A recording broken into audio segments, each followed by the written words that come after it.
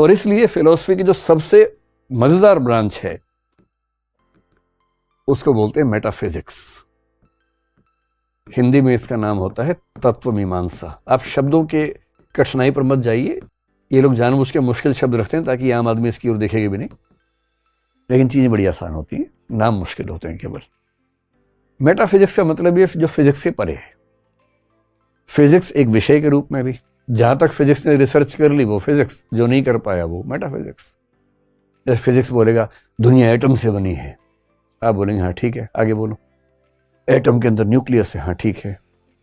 उसके अंदर proton, electron, proton और न्यूट्रॉन है, अच्छा। इलेक्ट्रॉन बाहर घूम रहे हैं, अच्छा। अब ये कहेंगे इलेक्ट्रॉन घुमाया किसने? ये मेटाफिजिक्स है। जहां फिजिक्स जाए वहां तक सुनते रहो, एक सवाल आगे दाग दो, मेटाफिजिक्स है। उसके बियॉन्ड किसने एटम्स के अंदर इलेक्ट्रॉन्स को घुमाया, किसने प्रोटॉन्स और न्यूट्रॉन्स को ठीक से बिठाया?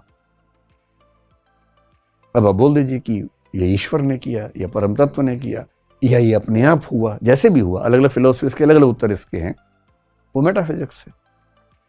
मेटाफिजिक्स का बेसिक काम ये बताना है कि ये सब कुछ कैसे हुआ, कैसे बना सब कुछ।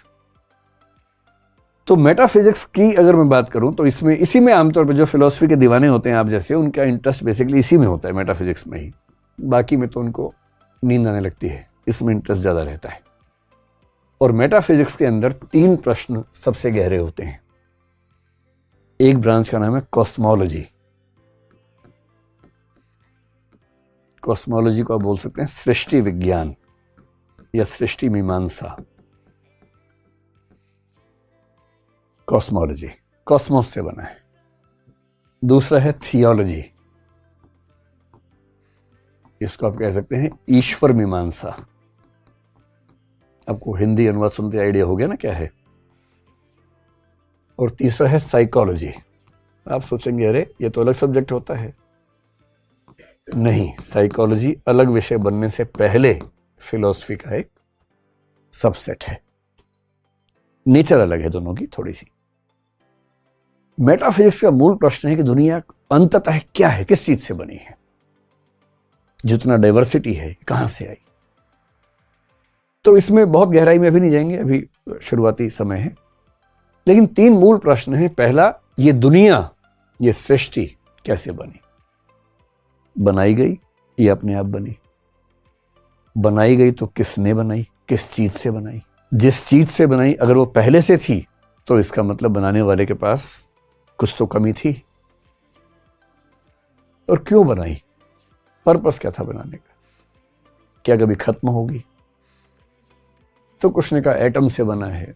ध्यान रखना है, साइंस के एटम की व्याख्या से कम 1000 साल पहले कई फिलोसफर्स कह चुके थे दुनिया एटम से बनी है।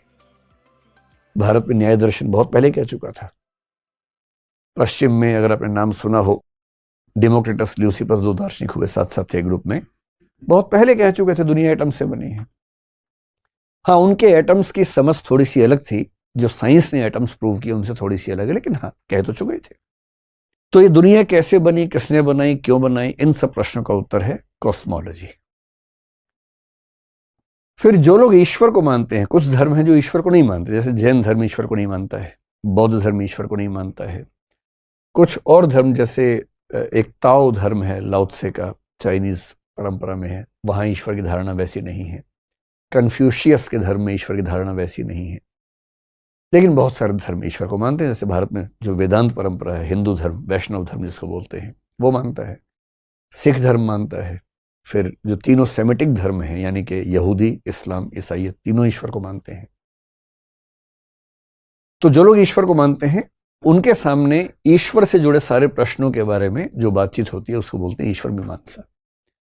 ईश्वर है या नहीं है, तो कितने हैं, फिर उसका स्वरूप क्या है, क्या हम उसकी गुणों से व्याख्या कर सकते हैं या नहीं कर सकते, सगुण है कि निर्गुण है, मतलब पर्सनलिस्टिक है कि इम्पर्सनलिस्टिक है या नेचुरलिस्टिक है। ऐसे बहुत सारे नोशंस हैं ईश्वर के बारे में। फिर ईश्वर अगर है तो वो संसार में है या संसार से परे है?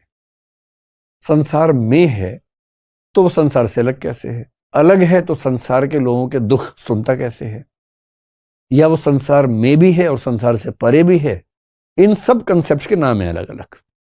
जैसे ईश्वर अगर संसार से परे है तो इसको डाइथीज्म कहते हैं, संसार में है अगर वो तो इसको पैनथीज्म कह देते हैं, संसार में भी है अलग भी है तो पैनिनथीज्म कह देते हैं। इन सब के अलग अलग नाम है धारणाओं के, पर लोगों ने बहुत फुर्सत से इस पर विचार किया है कि किन प्रश्नों का उत्तर क्या हो सकता है। तो ये सारे सवाल ईश्वर के बारे में। और तीसरा है साइकोलॉजी। साइकोलॉजी है कॉन्शियसनेस के बारे में। देखिए, फिलॉसफी का सबसे गहरा सवाल तो ये है कि मैं कौन हूं। एक बॉडी है हम सबके पास, वो तो मर जाती है, खत्म हो जाती है, लेकिन लोग ये नहीं कहते कि मेरा हाथ लंबा है, मेरे शरीर का वजन इतना, लोग बोलते हैं मेरा वजन इतना है। तो ये मैं क्या चीज है? तो कुछ लोग कहते हैं नहीं, शरीर तो आनी जानी चीज है, आत्मा है असली चीज, मैं आत्मा हूं। इसी को उपनिषदों में अहम ब्रह्मास्मि तक कहा गया, जहां ब्रह्म और आत्मा को तत्वमसि कह के एक ही बताया गया, अयम आत्मा ब्रह्म कहा गया। एक धारणा है कि हम आत्मा है। और ये सारे सवाल क्यों पैदा होते हैं? क्योंकि हम सोचते हैं, महसूस करते हैं, इमोशंस आते हैं। और सोचने वाला काम, इमोशंस वाला काम, महसूस करने वाला काम ना आंख कर सकती है, ना कान कर सकता है, ना नाक कर सकता, ना हाथ, ना पैर, बॉडी नहीं कर सकती, ऐसी एक धारणा है। तो अगर बॉडी सोच नहीं सकती है तो कोई तो है जो सोच रहा है। वो जो सोचने वाला है वो कौन है? और इसी थीम पर सोचते सोचते पश्चिम का एक दार्शनिक डेकार्ट हुआ, जिसने कहा कोजिटो एर्गो सुम, यानी I think therefore I am. ये आपने सुना होगा, टी शर्ट पे लिखा होता है आजकल लोगों की, पढ़ते नहीं, इसका मतलब क्या है? टी शर्ट पे लिखवा के घूमते रहते हैं, I think therefore I am, मैं सोचता हूं इसलिए मैं हूं। वो बेचारा डेकार्ट 17वीं सेंचुरी का दार्शनिक, न्यूटन के समय का दार्शनिक है। वो ये कहना चाह रहा है कि मैं सोचता हूं, बॉडी नहीं सोचती है, कोई तो सोच ही रहा है, जो सोच रहा है वही मैं हूं, वही आत्मा है। सुन के कितना अच्छा लगता है। आपको भी लग रहा होगा ना कि आत्मा फाइनल हो गई अब तो। कितना अच्छा लगता सुन के, मजा आया था सुन के। लेकिन इसके बाद कंप्यूटर विकसित हो गए, और कंप्यूटर के सीपीयू में आत्मा नहीं लगाई जाती है, हार्ड डिस्क होती है, और उसमें क्या क्या होता है, एक एल्गोरिथमिक एएलयू होती है, अरिथमेटिको लॉजिकल यूनिट होती है, एक मेमोरी यूनिट होती है। और वो सीपीयू और उसके पार्ट्स बिना आत्मा के गणितीय सवाल भी सॉल्व कर देते हैं, रीजनिंग भी हमसे अच्छी कर लेते हैं। अब तो लैंग्वेज भी करने लग गए हैं, उनकी मेमोरी भी हमसे शार्प हो गई है। हम तो भूल भी जाते, वो भूलते ही नहीं कभी।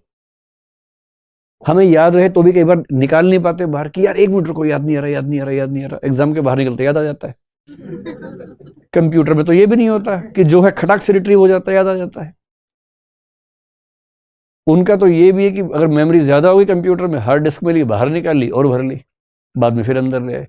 हम तो ये भी नहीं कर सकते, थोड़ा बाहर निकाल दिया फिर वापस लेके आ गए, बाहर निकला तो फिर निकल ही गया कि बार में काम खत्म। अब कंप्यूटर के विकास ने और आर्टिफिशियल इंटेलिजेंस के बाद तो बड़ी तबाही है। मनुष्य एक ही भरोसे पे चल रहा है पिछले 20-25 साल से कि आर्टिफिशियल इंटेलिजेंस कुछ भी कर ले, क्रिएटिव थिंकिंग नहीं कर सकती, इमोटिव तरीके से नहीं सोच सकती। इन दावों की हवा 10 साल में निकल जाएगी, और 2 दिन पहले निकल भी गई है। बल्कि 2 दिन पहले हमारी टीम के एक मेंबर ने मुझे एक ऐप दिखाई। उसने क्या दिखाई उस दिन, पता नहीं क्या तबाही गई, कई लोगों ने मुझे लिंक भेजा उस ऐप का अलग अलग जगह से। एक AI, पता नहीं क्या उसका नाम है, आप कहेंगे तो बता दूंगा, आपको पता ही होगा, आप लोग तो यंग लोग हैं। ऐसी ऐप आ गई है कि आपको कहानी भी अगर लिखनी है, उसमें क्रिमिनल कहानी लिखनी है, मान लीजिए सनसनी वाली कहानी, ऊपर इंडेक्स में आप लिखेंगे कि भाई ऐसी कहानी लिखनी है, ये कैरेक्टर का नाम है, ये हत्यारा होना चाहिए, ये पुलिस वाला होना चाहिए, अब एक कहानी सोचो, एंटर करो, 3-4-5 सेकंड में एकदम एक नई कहानी लिखी हो जाती है। ये क्रिएटिव थिंकिंग नहीं है तो और क्या है? बड़ी तबाही आने वाली है आने वाले समय में। जितना हमको लगता है कि हम लोग बहुत ही यूनिक टाइप के लोग हैं, कुछ नहीं है। हम गुरिल्ला के चचेरे भाई हैं। हम दरअसल वही हैं, हम पेड़ पौधों के 370 करोड़ साल बाद के वंशज हैं, और उसी तरीके से हमारा विकास हुआ। तो कॉन्शियसनेस की पूरी स्टडी फिलोसफी में जब करते हैं, इसको बोलते हैं साइकोलॉजी। मन क्या है, बुद्धि क्या है, मस्तिष्क क्या है, प्रज्ञा क्या है, चेतना क्या है, कॉन्शियस माइंड क्या है, सबकॉन्शियस माइंड क्या है, अनकॉन्शियस माइंड क्या है, इच्छाओं और विवेक के बीच का जो द्वंद्व है, एक तरफ लस्ट है, डिजायर्स हैं, एक तरफ उसे कंट्रोल करने वाला सुपर ईगो है, ये द्वंद्व क्यों होता है, कन्फ्लिक्ट क्यों होता है, इन सारी की सारी स्टडीज को एक बात में बोलते हैं साइकोलॉजी। इसी में आत्मा को लेकर बात होती है।